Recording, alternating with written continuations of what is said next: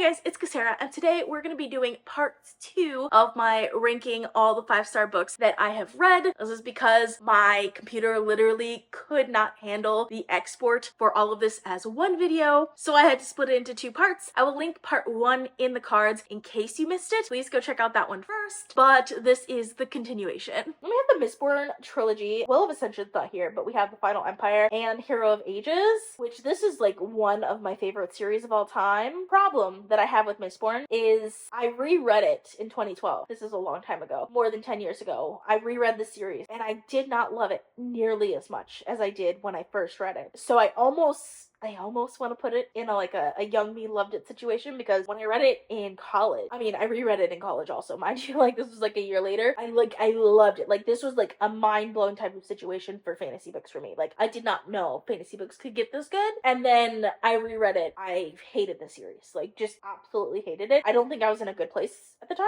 like headspace at the time. So, but I have since realized that it's still a great series, and it's my favorite Brandon Sanderson series. I'm gonna put the Final Empire in mind blown, because I think it is, for me, it's a mind-blowing series.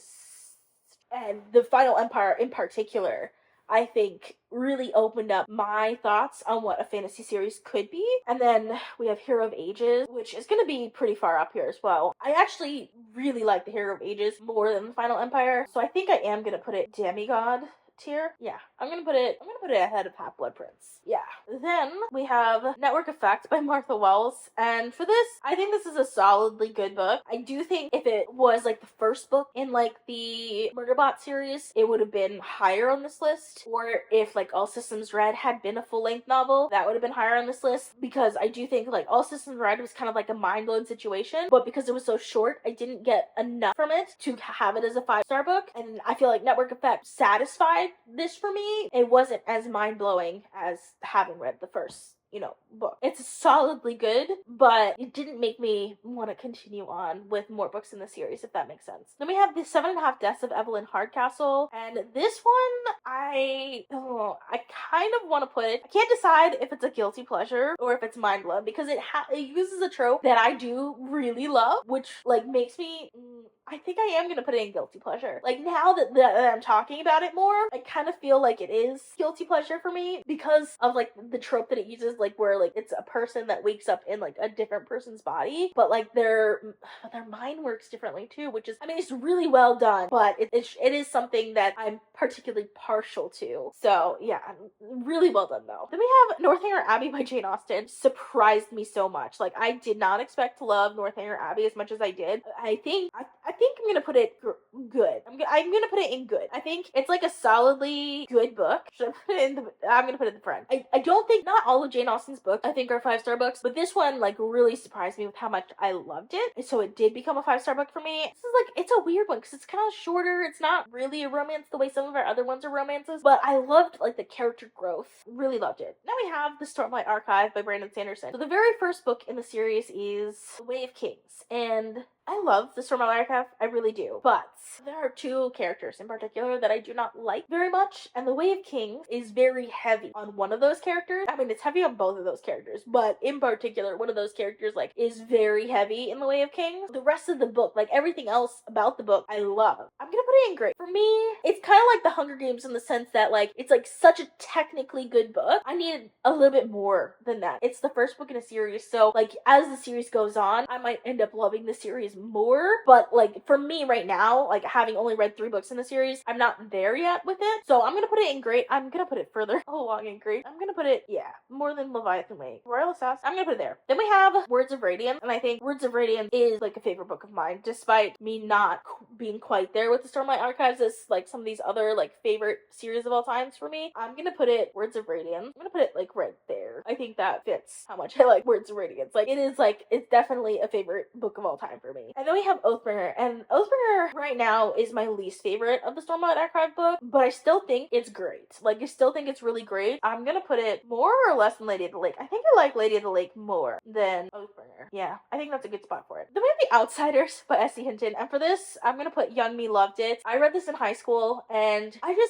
don't know, I got really into the characters, and I don't think I would like it nearly as much if I reread it now. We have One by One by Ruth Ware, and for this, I'm tempted to put it on the audiobook made me do it because I love the audiobook narrator, but I think I'm gonna put it in guilty pleasure because I think I like it more than just the audiobook narrator. Like, this is like a solidly good book. I think Ruth Ware is just one of those authors that I tend to just really like how she writes, and then the audiobook narrator she uses puts the book over the top for me that makes them all 5-star books. It's definitely a guilty pleasure for me. Then we have the Winter Night trilogy, which for me, it's honestly the writing that makes me love this one so much. I think like the atmosphere and just the nostalgic feeling that it gives me makes me love this series so much. So for me, I'm gonna put in the audiobook made me do it. And part of it is like the actual audiobook. These kind of blend in my head a little bit, so I'm not sure where on here I want to put them. For this one, I do think it's partially the audiobook, but also just like the writing style and the overall atmosphere of the series. Like, I think it's a great series to read in winter. Definitely an audiobook maybe do it situation. We have the Dark Forest and Death's End, and the Dark Forest is going all the way up here to mind blown because like the concepts in the series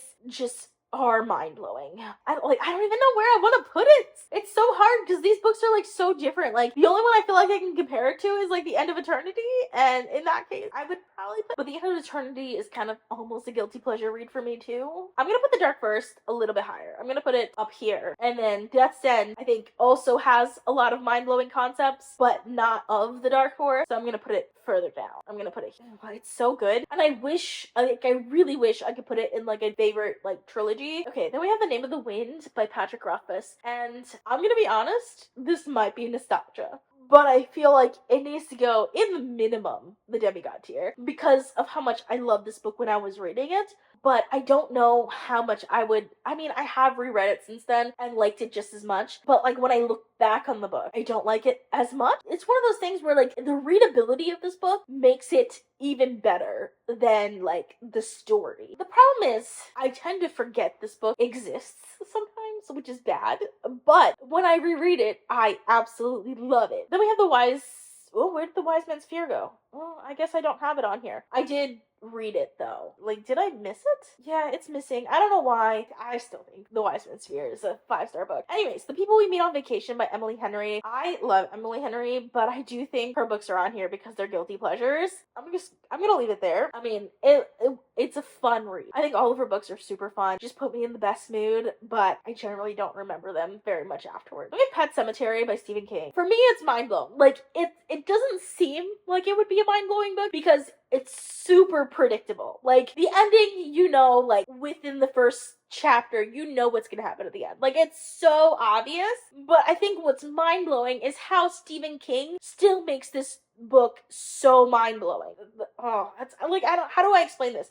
How is he able, like, as a horror writer, to write such a predictable book in such a mind-blowing way? You know what I mean? Like, I don't know how he does it. So for me, like, the writing makes it mind-blowing, and also, like, the fact that it was mind-blowing despite being predictable. It's by far my favorite Stephen King book of all time, and I mean, I love it. It's also probably my favorite horror book, because I don't think I have any other horror books that are this high up. Like, I had read a lot of, like, not so great Stephen King books before this one, and it's, like, the reason why I still love Stephen King as an author is because of Pet Sematary. We have Peter Pan. For this one, I'm gonna put it in the audiobook made me do it. Around the same time that I picked up Alice in Wonderland, the same audiobook narrator has a Peter Pan version, and so I picked it up, and it's so good! I'm sorry, the audiobook was just so good, so I couldn't not give it 5 stars. Maybe Pride and Prejudice. And Pride and Prejudice is a classic for a reason, because it's amazing. It's more than a guilty pleasure. I think I'm gonna put Pride and Prejudice in Mind Blown. I feel like I should put it in, like, God tier, demigod tier, but with Animal Farm not being up all the way up there, I feel like I can't. Where does Pride and Prejudice go here? Do I like it more or less than Animal Farm? Probably less. Yeah.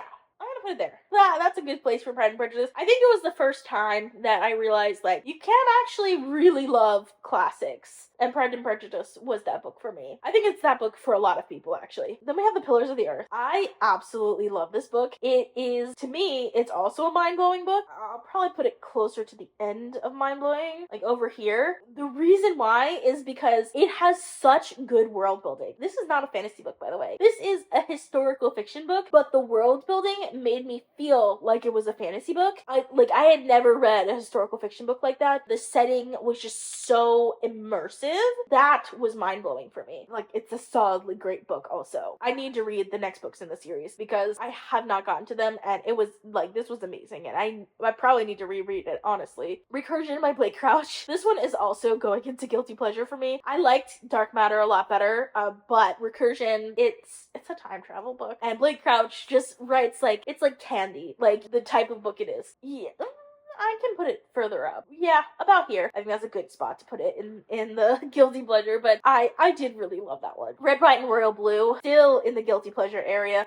I do think I like this one a little bit more than some of the other ones. I recently saw the movie for this, and I think the movie is just as much a guilty pleasure for me as the book was. Such a readable book. Then we have Project Hail Mary. Project Hail Mary was such a good sci-fi novel. Like, so good. I love The Martian. Don't get me wrong, but I love Project Hail Mary even more than that. I don't think it's quite mind-blowing for me, but I do think it's really great. I think, like, if I base it off of, like, the other sci-fi books it have in here, I think I would like it more than Leviathan Wakes, but less than Children of Time. I'm gonna stick it here. I think that is where I would put it. It's hard to put it up against like non-sci-fi books, but really solidly good book. Then we have the Gentleman Bastard series, which I really love. The Gentleman Bastard series. The Lies of Locke Lamora, I will say it hasn't necessarily stuck with me the way some of the other favorite of all time series are. I think The Lies of Locke Lamora would be like, definitely demigod for me. The writing and like threads are really done very well in The Lies of Locke Lamora. Like, the other two haven't stuck with me as much. I don't know if it's because I listened to the audiobook first for those, so like I don't have that in-depth, immersive, like having pictured it myself in my head experience the way I have with all of these other books, but these two just haven't stuck with me as much, and I think I kind of want to reread the series because of that, but I think for that reason I'm gonna have to leave it in the great tier, and that makes me sad because I feel like it could be like a favorite series of all time, but I don't think I gave it enough attention when I was reading it, if that makes sense. Red Seas Under Red Skies, I think I like a lot. Compared to these books, it's hard because these, like, the great tier is still really great. Oh my gosh. More than The Way of Kings or less than The Way of Kings? It's a good question. Probably more, I think. And then Republic of Thieves, probably closer to, like I said, I think I need to give the books a little bit more attention than I did when I was reading them the first time. But it's also one of those series that I'm kind of like waiting to reread until the next book comes out. We have Pride and Prejudice and Other Flavors. This one, it's a solidly good Pride and Prejudice retelling. It really is. But I do think it's a bit of a guilty pleasure, so I'm gonna stick it in here as well. I think it fits right there pretty well. I really like this author's, like, it's following Indian characters, which of course I'm going to relate to more than some of the other characters, but like also I think like she did a solid job of actually doing a Pride and Prejudice retelling. I've definitely seen other Pride and Prejudice retellings that I've hated, but this one actually worked for me. The Poppy War by R. Kwong. I love The Poppy War. It is one of my favorite series of all time, and I think the very first book in the series, it goes like between, like, the first half of the book is completely different than the second half of the book, and like that second half of the book I found super mind-blowing just because it was completely different than what I was expecting from the series based off of the first half. So that's why I think I'm gonna stick in the mind-blown tier for this. I think I like it more than Jade City, but less than the final one. I think that makes sense to me. Oh, no, yeah, that makes sense to me. Then we have The Dragon Republic, which is my favorite book in the Poppy War series. So I think I would also put this in the demigod tier, which is interesting because my favorite book in the Greenbone Saga was also the second book in the series, which is so funny. I don't like it more than Words of Radiance. What? It's so funny because this series mirrors how much I like it, just like the Greenbone Saga, which is so funny because they're right next to each other both times. But like, that is really how I feel about it. A lot of things happen in the Dragon Republic that I love. It's kind of a hard book to read, but in a good way. We have The Rage of Dragons, and for me, I'm actually gonna put this, the audiobook made me do it. Not because the audiobook made me do it, but because I feel like there's like a certain hype train for The Rage of Dragons, made me want to read it so much, and I ended up like loving it, but I think it was partially because of how other people talked about it. Honestly, don't remember, like, it hasn't kept with me as much, and I feel like I didn't necessarily give it as much as attention as I would normally. So I feel like this is probably like a solidly like 4-star fantasy book for me, but I don't necessarily think it's still a 5-star. So I think I would have to reread it to make that determination. So I'm leaving it as a 5-star for now. I think there was outside influence on that one. The Astonishing Color of After, I'm putting this in Young Me Loved It, and this one's a little bit different than some of these because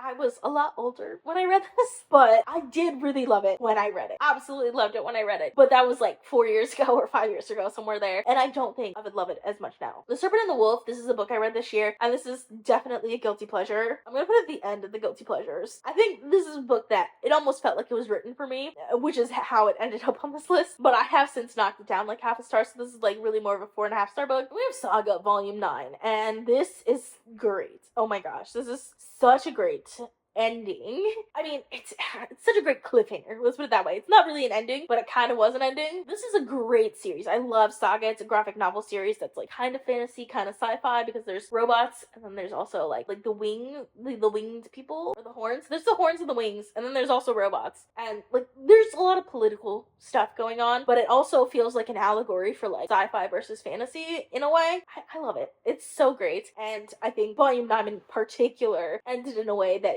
it's devastating. We have 100 Years of Solitude by Gabriel Garcia Marquez. So this is a book that I read in high school, and I loved it. I don't think I would have loved it as much if it wasn't for like the discussions that we had in class. So because of that, I'm gonna put it in audiobook made me do it. Not the audiobook, but like just the class discussions in particular made me love this book so much. But I do think it's a solidly great book. I don't know that I would love it if I didn't have those discussions though. Then we have The Burning White by Brent Weeks, and this one honestly is like a guilty pleasure of mine. I think, is it a guilty pleasure or is it great? Or is it mind blown? It's not mind blown. I think it is guilty pleasure because the rest of the series I haven't given such high ratings to, but I do still consider it like a favorite series of all time. And The Burning White is like the finale of the series. Where, like, it would be hard to determine where in guilty pleasure this goes.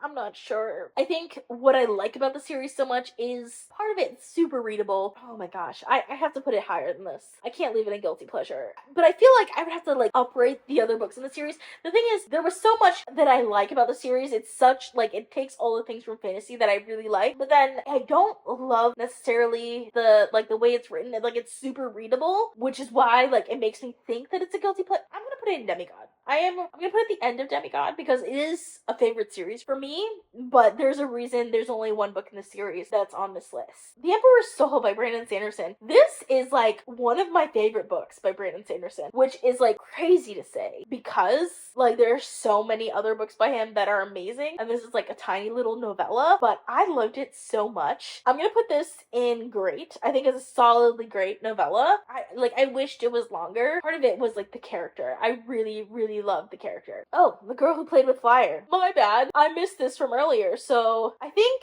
I did it wrong.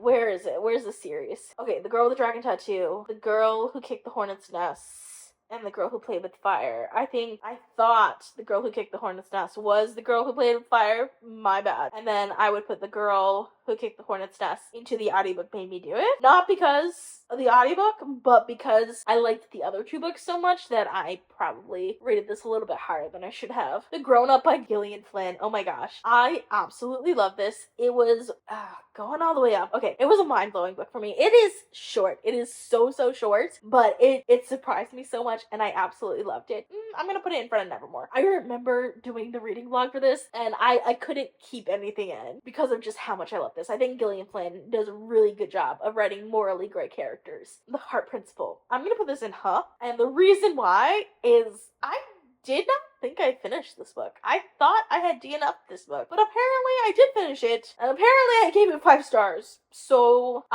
yeah, I'm kind of confused as to why this book is on here, because I don't remember it that well. But I have the book. I remember listening to the audiobook for it, but I don't remember it. So that one's a head scratcher for me. It's probably a guilty pleasure. But because I don't remember it that well, I'm gonna have to leave it in We have the Atlas 6 and the Atlas Paradox. I didn't include the Atlas Complex in the 5-star ratings. And for this, the Atlas 6, I did really love, like, when I picked it up. I think it's a solidly good. I think it's a solidly good book. Yeah, I think that's a good spot for it. And I liked the Atlas Paradox more, I believe, than the Atlas 6 when I was reading it. Yeah, I did like it more. So I'm gonna put that one in great. I'm gonna put it towards the end of greats because it is a great series. I think the third book was a little bit of a letdown for me. I'm surprised at how low the average ratings are for this series because I think it's a great like dark academia style fantasy series. I wouldn't like call it like a new favorite series of all time or anything,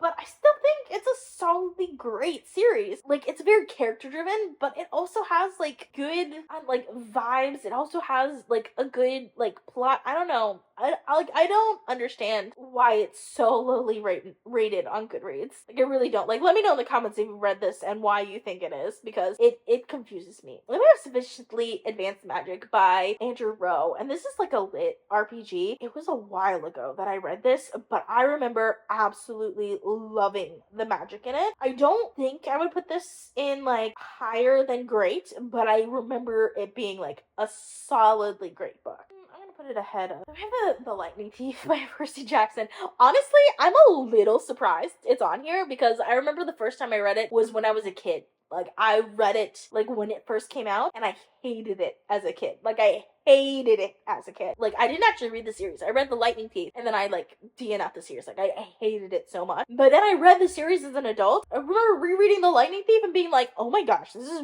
really good. Like I was so surprised at how much I loved it. Like it's like the opposite of rereading like a book that you liked as a kid and realizing like it's not that good. Like I reread this and I was like, oh my gosh, this series is amazing. Like why did I hate this series so much? So yeah, I don't know. So I'm gonna put The Lightning Thief as like a solidly good book. I think it's great. I think it's so good. The Last Olympian, which I think is my favorite book in the series, I'm gonna put it as great because it is great. More or less than How to Train Your Dragon. I think that's the easiest one. I think more. More? Or I wish I remember How to Be a Pirate better. Yeah, I'm gonna put it there. Let me know if you've read the Percy Jackson series because like I don't know why I did not like it as a kid. Like I don't understand it. Like as an adult, I did really love it. The Midnight Library by Matt Haig. This is a guilty pleasure all the way. I think part of the reason why I like it so much, one, it's about books and like readers are gonna like books about books, but also like it has tropes in it that I particularly like, so that would make me like it more too. I mean, there is a reason it's as popular as it is. Seven Husbands of Evelyn Hugo. For this one, I'm putting it in the audiobook made me do it because I think I did jump on the hype train a little bit for this one. I don't think this is a book that I would have picked up if it wasn't for book two. I still really loved it. I don't know that it was necessarily a 5-star book though. The Test by Sylvie Nouveau. Oh my gosh, I absolutely loved The Test. I liked my reaction to it too. It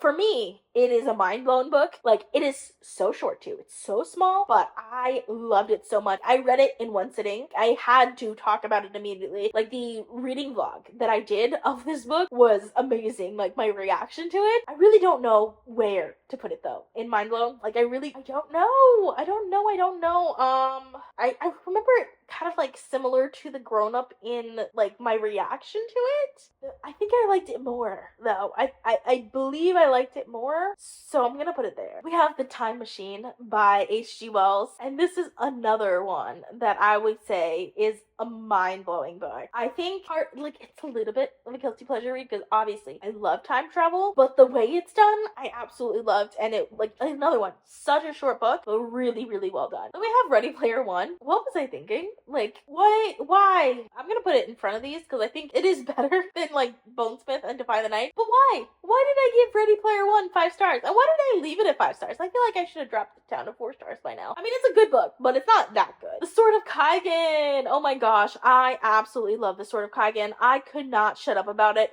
for the longest while. I'm putting it in mind blown because I do think it like blew my mind with how good the writing is and the world building, and it's also like the family dynamic is so interesting and good. I loved it so much. I almost want to stick it up. I'm gonna do it. It's going in the demigod tier for me. I read it around the same time as like the Dragon Republic and Jade War. That's kind of, I feel like I would put it more than both of those though. I do like not more than an Abercrombie. Maybe. No, I'm gonna leave it there. I'm gonna leave it where it's at. I really, really love The Sword of Kaigen. And I think the reason why it immediately goes to my mind to put it as mind blown is like, this is like the first, like, I think independently published book that I felt like this strongly about. I definitely think it deserves to be in like a favorite of all time for me. The City We Became, and this one I'm gonna feel so bad about. I'm putting it in What Was I Thinking? Because this is not a 5-star book to me, especially considering like the 5th season and those books are not on this list. The City We Became should not be on this list because I like the 5th season more than this. So I'm not sure why it is. Then we have The Great Alone by Kristen Hanna. Kristen Hanna is one of my favorite authors of all time, and The Great Alone is my favorite book by her. It is the reason she became one of my favorite authors of all time is because of this book. So I have to put it as a solidly great book. I don't think it's mind-blowing, but it's a solidly great book. And I would say this is probably my favorite like historical, I mean, other than Pillars of the Earth, it's a completely different kind of historical fiction, if you get my drift. And this one, like, I think Kristen Hanna, what works for me so much in her books is how she writes character relationships, particularly, like, familial relationships. So well done in this book. Okay, now we have the Wheel of Time series, and I have 5 books in the Wheel of Time. I've read all of the Wheel of Time series multiple times over. And The Eye of the World, for me, it's gonna go in the What Was I Thinking category. Like, the Wheel of Time series is one of my favorite series of all time, but The Eye of the World is just, it's not that great of a book. Like, there's a reason, like, the beginning of the series takes a while to get into. I think when I really felt the Wheel of Time series be, like, a new favorite of mine was with The Shadow Rising. I love The Shadow Rising, but the rest of the series is mostly a 4-star series for me. The Shadow Rising, I'm gonna have to pull it up much further than this, is where we get into great. Like, I think it is, the world building just opens up a little bit. The plot, I think, is much better done in The Shadow Rising than it was in, like, the first 3 books in the series. It puts the Wheel of Time series on the stage of, like, best fantasy books of all time. Do I like it better than The Way of Kings? That's actually a pretty good comparison. I don't think I necessarily... Yeah, I think I might. Then we have The Knife of Dreams and The Gathering Storm and The Memory of Life. These are the last 3 books? 11? I feel like I have to look this up now. I know A Memory of Life is the final book. I did not love it as much as the books leading up to A Memory of Light, but I still really loved it, and I would put it as like a favorite book of all time. Then we have The Gathering Storm and Knife of Dreams. I think Knife of Dreams is really where I started loving the series. And then The Gathering Storm is, I believe, when Brandon Sanderson came in and he, like, there's a lot of things that I didn't like about how Robert Jordan was writing the series that Brandon Sanderson kind of, like, came in and, like, fixed those things. And I was just like, oh my god, this is amazing. So The Gathering Storm is probably my favorite of the series. And I would probably put that God tier? And would it be God tier? I think I would put it as God tier. And then The Knife of Dreams would go in the demigod tier as well. Where in the demigod tier? I'm not sure. Probably around here. I love the Wheel of Time series. I think it's a fantastic series, but I do think it is longer than it needs to be. Then The 10,000 Doors of January by Alex E. Harrow. This one is definitely a guilty pleasure for me. I'd probably put it around here. It's a portal fantasy. I love portal fantasies. And this, I think, was well done, but I do think, like, if I didn't like portal fantasy so much, it probably wouldn't be this high. Then we have The Skyward and Starsight by Brandon Sanderson. And Skyward, I absolutely loved. I think the way it was done was almost similar to The Hunger Games in the sense that the type of book it was like almost like a perfect execution of it. Like, I think Brandon Sanderson is a master in that respect. So because of that, I'm gonna put it in like great. Like, YA sci-fi is not really the typical reading that I would do, but like this book made me love it because of how well it was done. But I do think I was kind of on the hype train a little bit with Starsight. Like, I don't think Starsight is a 5-star book. I would have to reread it to be sure, but I feel like I wasn't thinking clearly when I did Starsight. Then we have The Invisible Life of Addie LaRue, and this one's going like straight to the top. This is the only V.E. Schwab book that I would say I really like, and I think for me it was a mind-blowing book. I think it was just so well done. I loved the writing in it, and the overall just like story arc of our main character I think worked really well. I think I would put it, yeah, on the lower end of the mind blown, but still was a mind blowing book for me. And then we have Thunderhead and The Toll, which, first of all, I love this trilogy so much, but what was I thinking? Like, why is the Toll on here? Like, Scythe was better than Toll, and Scythe I gave 4 stars to, so why did I give the Toll 5 stars? I have no idea. Like, I probably gave it 4.5 stars and then rounded up or something. It shouldn't be on this list. Thunderhead, on the other hand, is a solidly 5-star book. I think it's great. Yeah, I think I would put it in great. It's one of my favorite, like, YA series, and it's definitely one that I feel like I need to read. The concept of the series is what really makes it great, because it's set in a utopia, but it's about people who go around killing people because no one dies anymore, so it's like population control, and it's a great concept, and the second book in the series just made the first book so much better to me. We have I do have another Octavia E. Butler book on here, Parable of the Sower, and Parable of the Sower is amazing. I don't think I like it as much as Imago, but I will put it in the great category. Yeah, more than Children of Time? It's hard for me to know how much I like Children of Time because I haven't had like enough time with it, which is like funny. I'm gonna put it in front of Children of Time for now. I'm really surprised that I don't have more Octavia E. Butler books at 5 stars, because I feel like all of them should be 5 stars, but for some reason there's something holding me back from putting it there. But Parable of the Sower definitely deserves it. Really, really great. It's a like a dystopian novel. I just love Octavia E. Butler and her writing, and this works so well. The Shadow of What Was Lost. I feel bad about this, but it's going into not because I don't remember reading it. I remember reading it. I remember liking it, but I don't remember a single thing that happened in this book, which is bad because now I really want to go back and reread it, because obviously I read The Will of the Many recently and I loved it. Obviously I want to read more books by the author, but I've already read a book by the author and I'm just like, I wish I remembered it better. Don't really want to reread the series until after I read the next book in the Hierarchy series, which doesn't come out for a few months until September. So yeah, maybe I will reread this and read the series before then, but I don't know if it's really a 5-star book until I do that.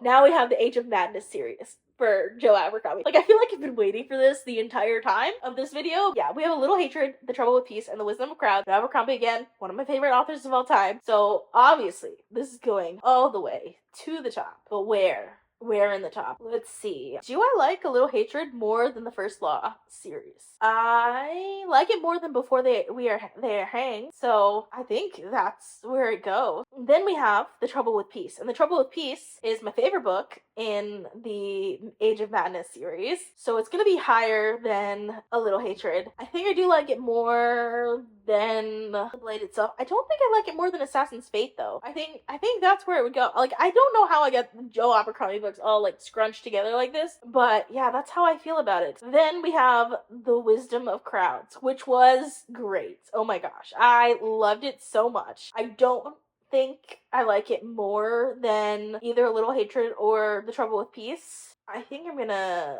put it's not my favorite of Abercrombie's books, but it's still like god tier for me. So yeah, Age of Madness is amazing. The First Law trilogy is amazing. Honestly, I like, when I think back to like the standalones, I feel like there are 2 missing here that should be on this list because I feel like they should be 5 stars, but I'll probably have to reread them to make sure that they're not. I think I have a tendency when like a book that I really love is read before another book that could also be a 5-star book. I have a tendency like for the second book to not be 5 stars, even though like it should be. But yeah, really, Age of Madness is amazing. It's like a sequel series to the First Law series, following like the next generation of characters, which I don't love the concept, but the execution of it was done so well. Then we have The Two Towers, the second book in the Lord of the Rings trilogy by Tolkien, obviously. I do think that I prefer the Lord of the Rings as a whole rather than breaking up into individual books. The Two Towers is the only one as an individual book that I would say like